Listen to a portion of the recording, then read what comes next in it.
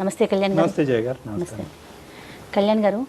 ఎన్ని మెసేజెస్ అంటే, కింద ఎన్ని కామెంట్స్ అంటే చాలా సంతోషం అనిపిస్తూ ఉందండి. ఎవరో ఒక ఇష్యూని మన దగ్గర పెడుతున్నారు, మీరు ఒక సలహాని సూచనని అందిస్తున్నారు, ఒక ప్రణాళికని వేసుకోండి అని చెప్తున్నారు. దానికి ఎంతోమంది వాళ్ళ ఒపీనియన్ని మనతో పాటు షేర్ చేసుకొని, ఎవరైతే బాధితులు ఉన్నారో అంటే ఎవరైతే కాల్ చేస్తున్నారో వాళ్ళని ఓన్ చేసుకొని వాళ్ళకి తోచిన విధంగా ప్రజల్లో నుంచి వచ్చే రెస్పాన్స్ చూస్తుంటే చాలా సంతోషం అనిపిస్తుంది. అవునండి. సో ఒక మంచి ప్రోగ్రామ్ చేస్తున్నామన్న ఫీల్ నాకైతే కలుగుతూ ఉందండి. సేమ్ హియర్ అమ్మా, సేమ్ హియర్. మనలాంటి వాళ్ళు ఒక్కటే మాట్లాడటం కాదమ్మా, ప్రజలు వాళ్ళ అనుభవాలు బట్టి లేదంటే వాళ్ళ మనసుకు తోచినటువంటి అంశాన్ని అక్కడ పెడితే కనుక ఇక్కడ ఉండే బాధితులు ఎవరైతే ఉన్నారో వాళ్ళకి ఉపయోగపడుతుంది. అలాంటి వ్యక్తులు ఎవరైనా ఉంటే కనుక అది నిజంగా ప్రోత్సాహకరం. Thank you, please continue the same అండి. కాల్లోకి వెళ్ళిపోదాం. వెస్ట్ గోదావరి నుంచి అనిత అనే ఒక అమ్మాయి నాకు మెయిల్ చేశారు కళ్యాణ్ గారు. లవ్ మ్యారేజ్ చేసుకుంది అమ్మాయి. పెళ్ళి బహుశా ఒక సంవత్సరం అవుతున్నట్లుందండి. అనుమానం తన మెయిల్ని బట్టి నాకు అర్థమైన విషయం అది. కొన్ని పాయింట్స్ కూడా తను చెప్పిందండి, మీ ముందు ఉంచుతానంది. మరి తనకి నేను కాల్ చేసేయమంటారా? ఈ మెయిల్స్ ఇవన్నీ చెక్ చేయడం కోసం సపరేట్ ఒక టీమ్ని అరేంజ్ చేసుకోవాల్సిన పరిస్థితి వచ్చిందండి. అంటే అన్ని మెయిల్స్ వచ్చేస్తూ ఉన్నాయి మనకి పబ్లిక్ నుంచి. వీటన్నింటికంటే నాకు ఎక్కువగా సంతోషం అనిపిస్తున్న విషయం ఆడియన్స్ రియాక్షన్ అండి. రెస్పాన్స్ చాలా బాగుంది. వాళ్ళకి తోచిన విధంగా వాళ్ళు సలహాలు ఇవ్వటం. హలో అనిత అండి? అవునండి. అనిత, నేను అందమైన జీవితం నుంచి జయాని మాట్లాడుతున్నానండి. హలో మ్యామ్, నమస్తే. నమస్తే అండి. ఇంత తొందరగా రెస్పాండ్ అవుతారు అనుకోలేదు మ్యామ్ నేను. డెఫినెట్గా అనిత, ప్రతి ఒక్క మెయిల్ చెక్ చేస్తున్నాం మేము. కానీ సమయాన్ని బట్టి, మీకున్న సమస్యని బట్టి ముందు వెనక అవుతుంది అంతే. అయితే నాతో పాటు డాక్టర్ కళ్యాణ్ చక్రవర్తి గారు కూడా ఉన్నారు స్టూడియోలో. మీ సమస్య గురించి నేను చెప్పాను, కొంచెం బ్రీఫ్గా మాట్లాడండి. ఓకే అమ్మా? నమస్తే అనిత. నమస్తే అమ్మా. ఎంతమ్మా నీ వయసు? ఎంతమ్మా? నా వయసు 26 సార్. 26 years. చెప్పమ్మా, ఏంటమ్మా ప్రాబ్లం ఏంటి? ఏం చెప్పాలో అర్థం కావట్లేదు సార్. ఇవాళ రోజుల్లో మగాళ్ళని నమ్మాలంటే చాలా భయంగా ఉంది సార్. ఆశలు పెంచేసి, మురిపించేసి, మాయా ప్రపంచం చూపించేసి, నేనే నీకంతా అన్నట్టు చేసి లాస్ట్లో మోసం చేసేస్తారు సార్. ఏంటమ్మా చాలా జీవితాన్ని చూసినట్టు చెప్తున్నావు, ఏం చూసావమ్మా? నా భర్త నాకు ఒక 4 ఏళ్ల నుంచి తెలుసు సార్. మాది లవ్ మ్యారేజ్. ఓకే. ఒక 1 year అయింది మేము పెళ్లి చేసుకుని. ఇంట్లో పెద్దల అంగీకారం లేదు, కానీ మేమే డేరింగ్ స్టెప్ వేసాం. ఇంట్లో అంతా బానే ఉండేది సార్. చాలా అపురూపంగా చూసుకునేవాడు నన్ను.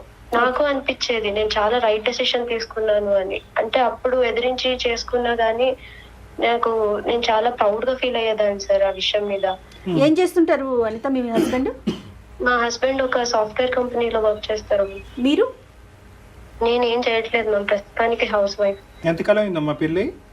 పెళ్ళై 1 year అయింది సార్. మాటలు అట్లీస్ట్ కొంతవరకైనా మాటలు ఉన్నాయా మీ అత్త మామలతో గానీ, లేదంటే మీ పేరెంట్స్ తో గానీ, అటు గానీ ఇటు గానీ? ఉన్నాయి సార్, కానీ వాళ్ళంతా అంటే పెద్ద ఇష్టం ఉన్నట్టు ఏం మాట్లాడరు.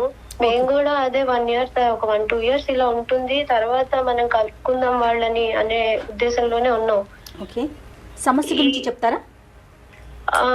నాకు ఎంత అలాంటి సిచ్యువేషన్ లో ఉండేదాన్ని సార్, చాలా హ్యాపీగా ఉండేదాన్ని నేను. చెప్పినా ఏంటి సమస్య? చెప్పినా ఏమైంది?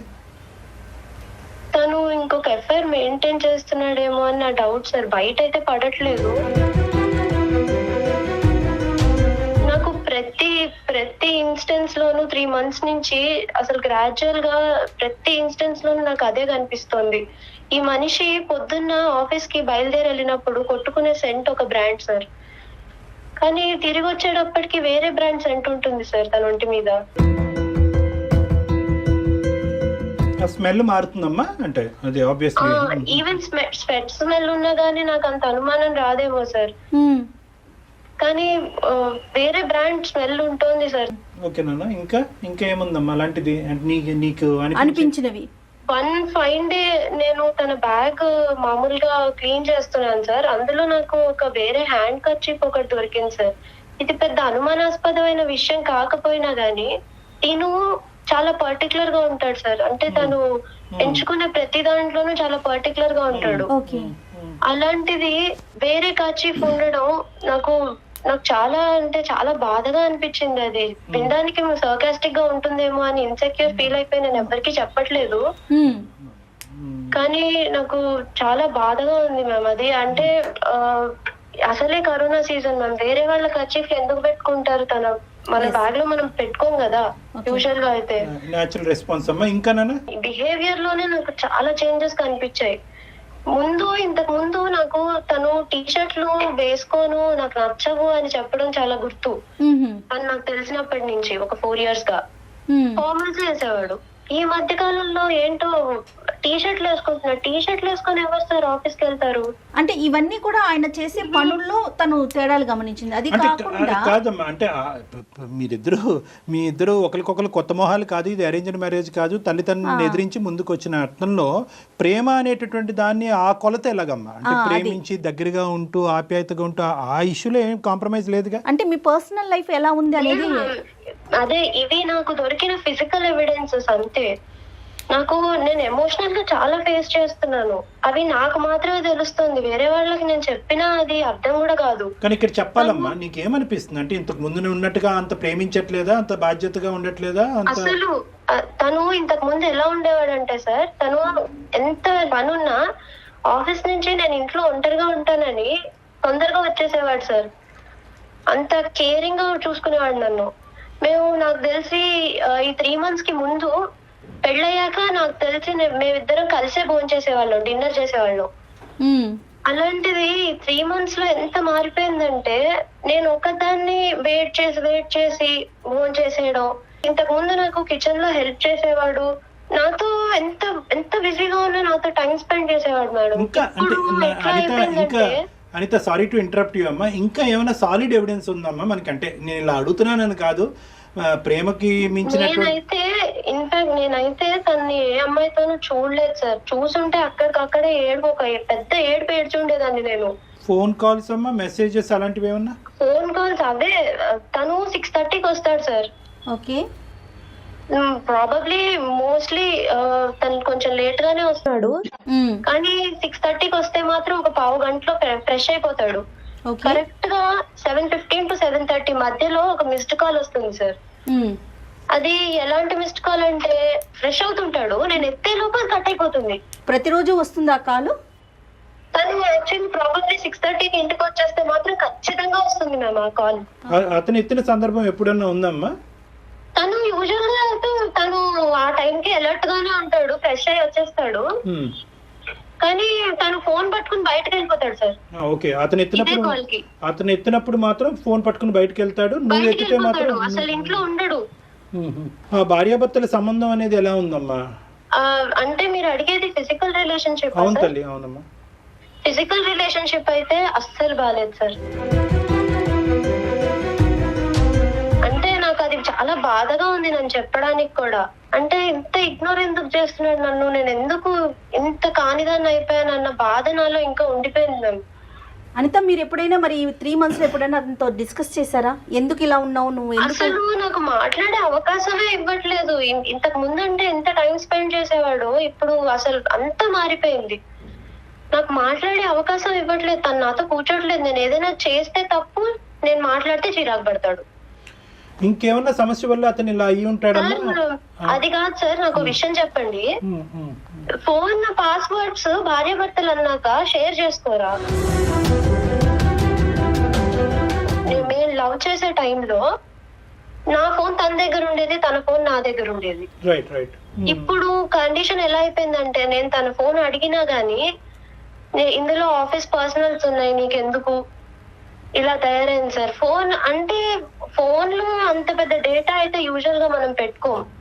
ఈవెన్ నాకు తెలుసు కదా సార్, అంటే నేను MBA చేశాను, కానీ తిన కోసం అనేసి జాబ్ మానేసి నేను ఇంట్లో ఉన్నాను. ఇద్దరు వెళ్ళిపోతే ఆ బాండింగ్ అనేది కుదరదు అని. మీ వైపు నుంచి ఆయన ఏమైనా ఎక్స్పెక్ట్ చేస్తున్నట్లుగా అనిపించిందా అనిత మీకు?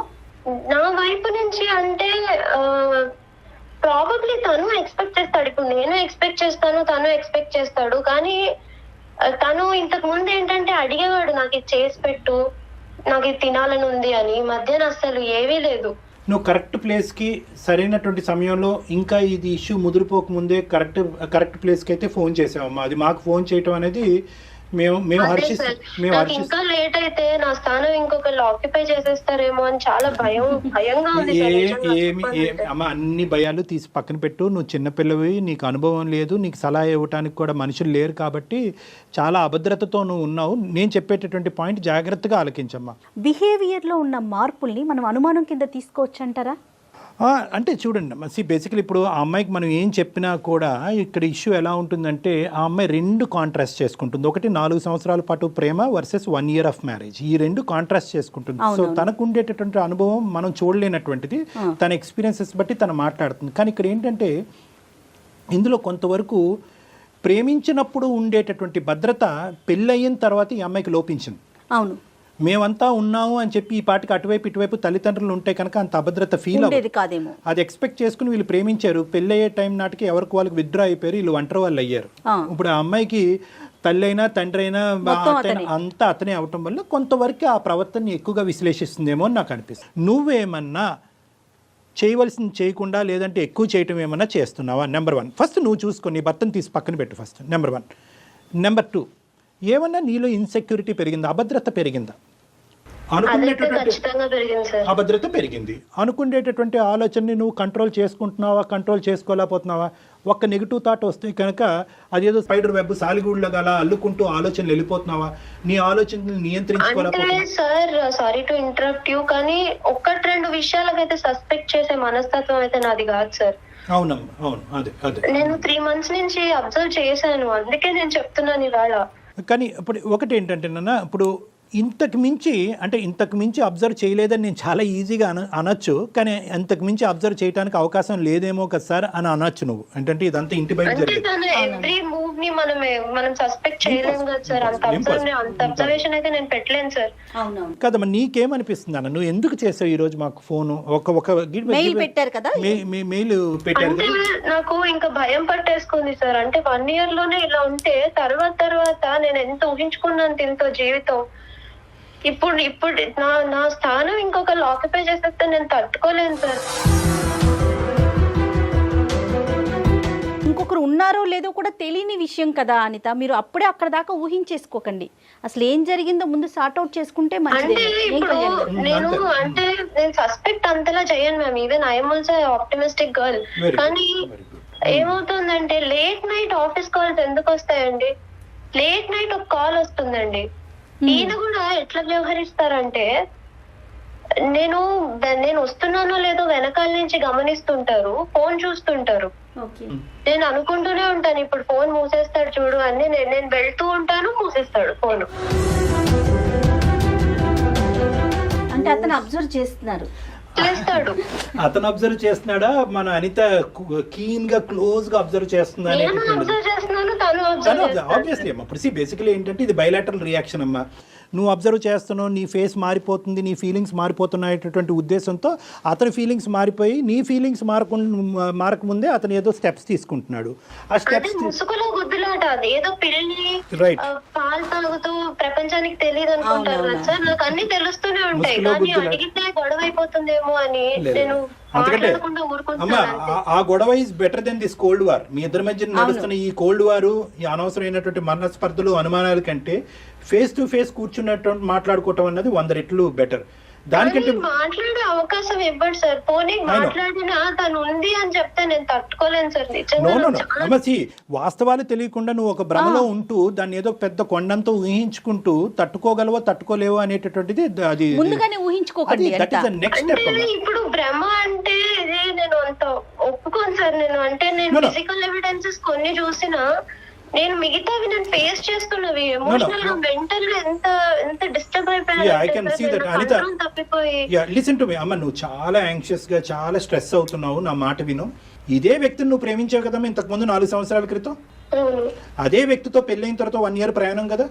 4 years పాటు నీతో పాటు ఉండి నువ్వు అసెస్ చేసినటువంటి వ్యక్తి కరెక్టా? ట్రావెల్ చేసిన వ్యక్తి కరెక్టా? ఇప్పుడు ఈ 1 year పాటు ఇద్దరు ఒకే హౌస్ లో ఉండేటటువంటి ఈ వ్యక్తి కరెక్టా? నీకేమనిపిస్తుంది ఈ మనస్సాక్షికి?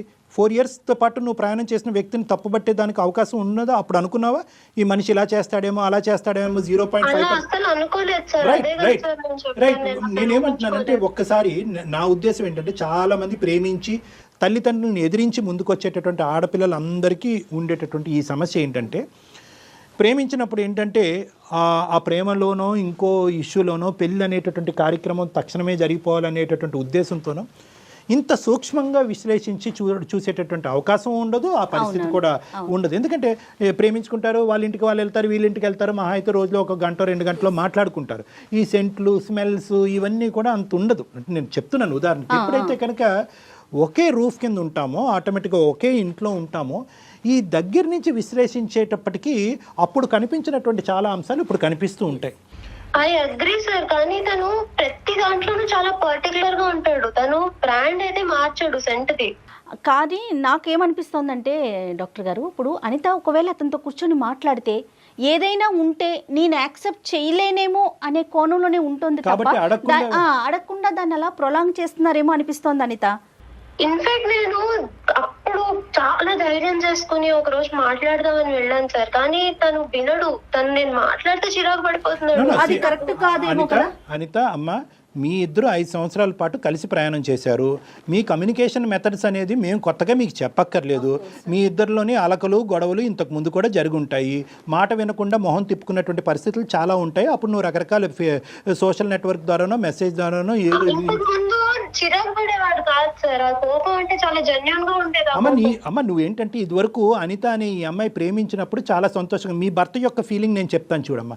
ఈ అనిత ఇంతకు ముందు చాలా పాజిటివ్గా ఉండేది. నువ్వు అనేటటువంటి మాటలు చాలా ఆప్టిమిస్టిక్గా చాలా పాజిటివ్గా ఉన్నావు. కానీ పెళ్ళి అయిన తర్వాత నీలో నీ ఫీలింగ్స్లోని, నీ ఇమోషన్స్లోని, నీ మాట తీరులోని వీటన్నిటిలో మార్పు వచ్చింది. ఇదివరకట్లాగా నువ్వు అంత నమ్మకంతో ముందుకు రావట్లేదు. ఇంటికి వస్తేనే నువ్వు ఫోన్ చెక్ చేస్తావో, పక్కన కూర్చుని ఏం అడుగుతావు అనేటటువంటి భయంతో అతను ఉన్నాడు. కాబట్టి అతని ఫీలింగ్స్ మారుతున్నాయేమో. ఇవన్నీ కూడా బయలాటర్లు అమ్మ, 2 చేతులు కలిసి. నువ్వు చూసినటువంటి అబద్ధాలను నువ్వు భ్రమలో ఉన్నావు అనేటటువంటి మాట అనట్లేదు. ఇవి నిజాలే అయి ఉండొచ్చు. కానీ ఆ నిజాన్ని క్లారిఫై చేసుకోవటానికి నిన్ను కొద్దిగా కూల్ చేసుకోవటానికి ఇది నిజమా అబద్ధమా అన్నది తెలుసుకోవాలి కదా. దానికి ఒక మార్గం ఉంటుంది.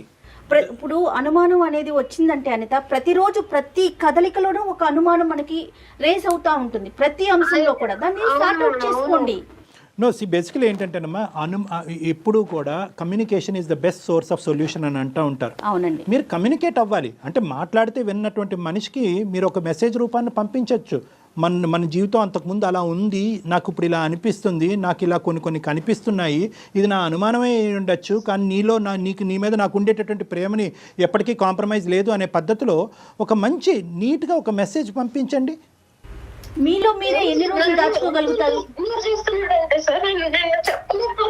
అది చాలా బాధగా ఉంది. బాధపడకండి. ఫస్ట్ అండ్ ఫార్మోస్ట్, ఇదేమి నువ్వు ప్రపంచం అంచునేమి నువ్వు రాలేదు. నీ జీవితానికి ఎటువంటి డోకా లేదు. నువ్వు ఏమీ భయపడవలసినటువంటి అవసరం లేదు. మా టీము అందమైన జీవితం ఎప్పటికి కూడా నీకు సపోర్టివ్గా ఉంటుంది. నువ్వు ఎప్పుడైనా కాల్ చేసి మా దగ్గర సలహా సూచన నువ్వు తీసుకోవచ్చు. We're there with you. So number 1 అది గుర్తుపెట్టుకో. ఎందుకంటే మాకుండే అనుభవం కానీ మాకుండేటటువంటి ఎక్స్పీరియన్స్ బట్టి కానీ కేవలం నీకు ధైర్యం చెప్పడం గురించే కాకుండా కరెక్ట్ మెథడాలజీ పాత్వే ఏంటి అన్నది కూడా మేము చెప్పగలం.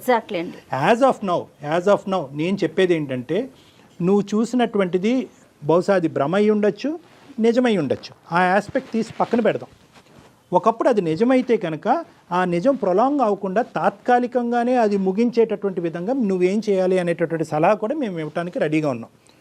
ఫస్ట్ అండ్ ఫార్మోస్ట్ ఏంటంటే, ఈ ఆలోచన శైలితో నిజంగా మీ హస్బెండ్ నిన్ను హేట్ చేసేటటువంటి పరిస్థితి తెచ్చుకోవద్దు. ఇది ప్రైమరీ టాస్క్, గుర్తుపెట్టుకో. చాలామంది ఈ ప్రేమించినటువంటి ఆడపిల్లలు చిన్న వయసులోనే ఇప్పటి నుంచే చాలా భయంగా ఉంది.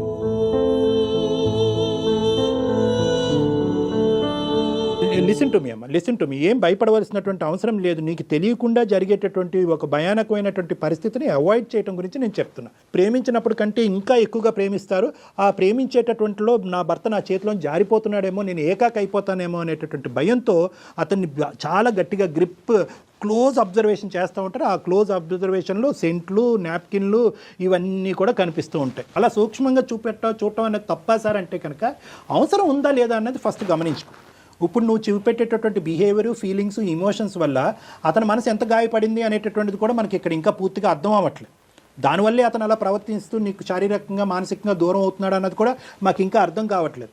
సో కాబట్టి ఇది ఇంకో లెవెల్కి వెళ్ళే ముందే ఈ ముసుగులో గుద్దులాట అనేటటువంటి తీసి పక్కన పెట్టేసి, నా ఇమోషన్స్, ఫీలింగ్స్ ఈ విధంగా రన్ అవుతున్నాయండి, నాది నిజమా అబద్ధమా, మీరు నిజం అంటే నిజం, అబద్ధం అంటే అబద్ధం, మీ నోటు వెంట ఏదైతే వస్తుందో అది నేను నమ్ముతాను అని కళాఖండిగా నువ్వు చెప్పేసేయమ్మా. కళాఖండిగా చెప్పేసి ది ఆప్షన్ ఈజ్ యువర్స్. అతనిదే ఆప్షన్, అతనికి ఆప్షన్ వదిలేసే. నువ్వు ఉందంటే ఉంది, లేదంటే లేదు. నన్ను నేను మార్చుకోవటానికి, నాలో ఏమైనా తప్పుదాలు ఉంటే కనుక నన్ను నేను మార్చుకోవటానికి రెడీ.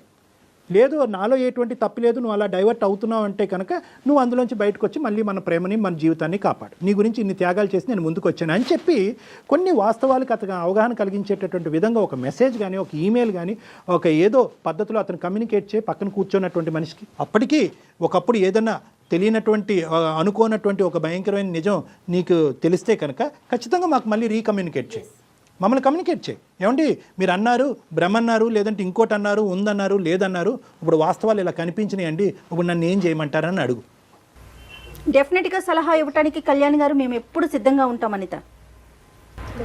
ఓకే ఓకేనమ్మా? Okay, be confident.